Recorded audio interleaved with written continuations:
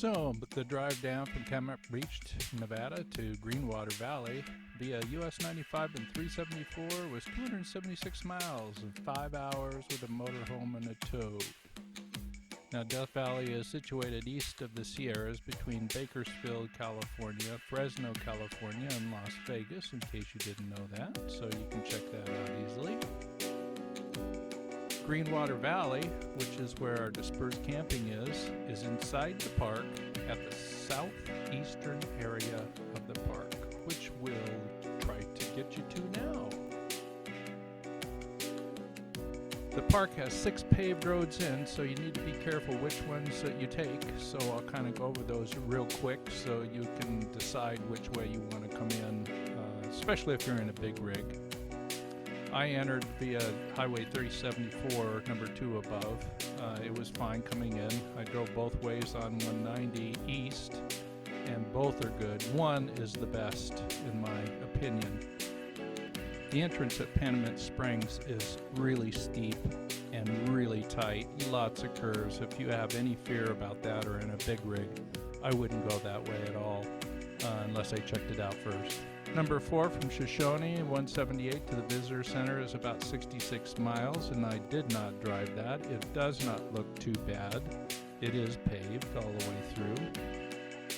The entrance from Highway 267, number 5 above, is closed due to washout, so always check and make sure things are open before you come into Death Valley. Entrance number 6 is not recommended for big rigs over 25 feet or cars with low clearance, so I'd be careful coming in this way as well. Now let's get to our dispersed camping area in Greenwater Valley. What we're going to do is we're going to start out from the Visitor Center. Actually, I started out from Sunset Campground, but that's okay. It's on 190. You'll be going east, and you're going to be looking for Dante's View Road. The mileage from the road is 12 miles. I had 11.8, but I think that was from the Sunset Campground. Of course, the drive is just awesome going out there. Both the road and the views are just amazing. So you want to be careful and make sure you don't miss the turnoff to Dante's View because you're Google goggling. I did that once because I wasn't paying any attention. I was just so immersed in the drive itself. Once you get onto Dante's View Road, it's good. You'll see a sign that says not recommended for longer rigs than 25 feet, but there is a place that you can take off trailers or so. We're not going to get there. It's 7.5 miles to the Furnace Creek Wash Road sign. It's easy to see. You'll see that and another sign giving you distances to Greenwater Valley and Shoshone, which is 36 miles, and it would be a very, very long 36 miles of dirt road. Right across from that sign, there's also the area where you can leave trailers, so it's pretty easy to spot this turn. The road is dirt at this point, so we're going to take a left and go into Greenwater Valley. It is a bit narrow. I did come across an SUV when I was going in. He had to pull over and let me by, so you should be aware of that. Be on the lookout.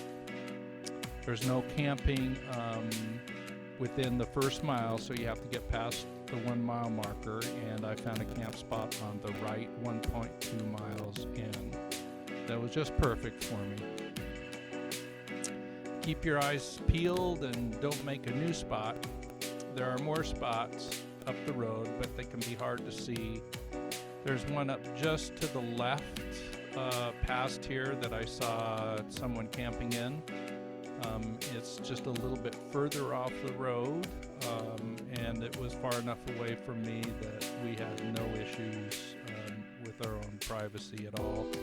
I saw a couple cars on this road, but it was cool, and it's Thanksgiving time, November. There's appears to be even a larger area on down the road visible on Google Earth, but I didn't drive down in my car on the dirt road. I stayed here for a week during Thanksgiving. It was a chilly willy time, but very nice, and I enjoyed it, and I sure drove all around the park.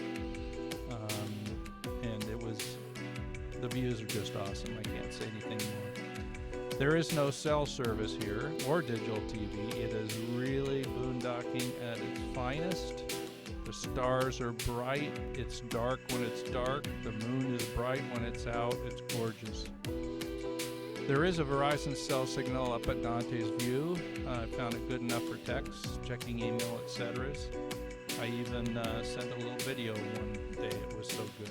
You have to walk out to the point to get the signal. I'll leave you now with my drive down to Death Valley for those interested in that side of the adventure, and hope that you can have a chance to check this out if you're into the dry camping mode. I decided to do something a little bit different with the driving videos because of the noise, so here we go. This is US 95 south of Walker Lake. This whole region is part of the Great Basin of the United States, which has a desert habitat for the most part at lower elevations. It's created by a rain shadow from the Sierra and Cascade Mountains. Further south, you do see the first part of Joshua trees peeking up. Native Americans have lived in this area for over 10,000 years. I love Joshua trees. This is about 20 miles south of Tonopah, Nevada. Sagebrush, rabbit brush. Looks like we're going to get some more rain on the way down. The road is in great shape so far, the whole trip actually. Very happy about that. Yep, we're getting rain. We need it. Just north of Beatty, my next stop for gasoline.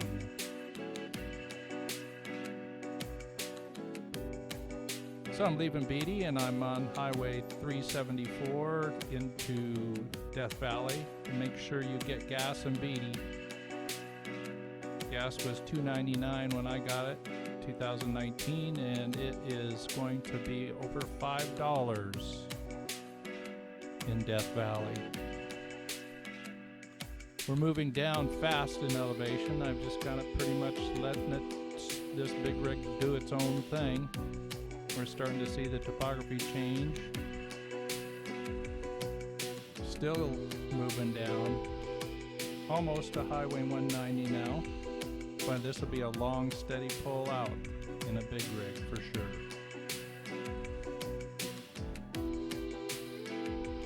The roads down here are even in great shape. That's not always the case, as you'll see if you come down Road 274, I believe it is closed because of floods. We're on our way to Sunset Campground, which I made just before dark. Costs for me $7 a night. The senior pass is regularly $14. This is all dry camping down here, unless you're in Furnace Creek Campground where you can reserve. This has plenty of space, plus a huge overflow, several big rigs here.